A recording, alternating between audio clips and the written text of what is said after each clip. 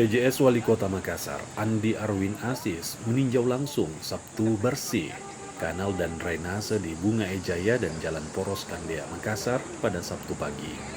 Arwin mengatakan gerakan Sabtu Bersih ini ia canangkan dalam rangka menyambut penilaian Adipura dalam upaya melakukan mitigasi terhadap kemungkinan-kemungkinan genangan air atau banjir karena sedimen yang ada di drainase, kanal, dan saluran air itu semakin tebal.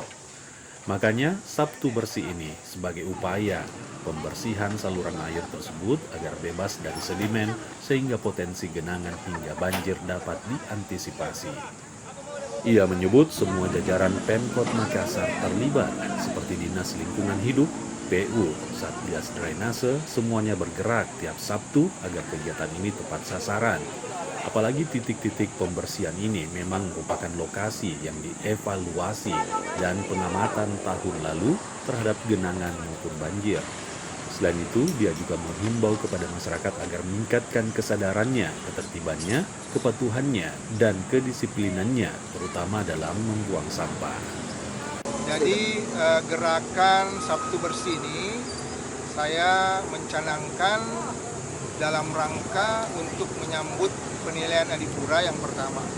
Yang kedua, dalam upaya kita melakukan mitigasi terhadap kemungkinan-kemungkinan timbul genangan ataupun mungkin bisa saja timbul banjir ya, karena sedimen-sedimen yang ada di drainase, di kanal-kanal, saluran-saluran air itu semakin tebal.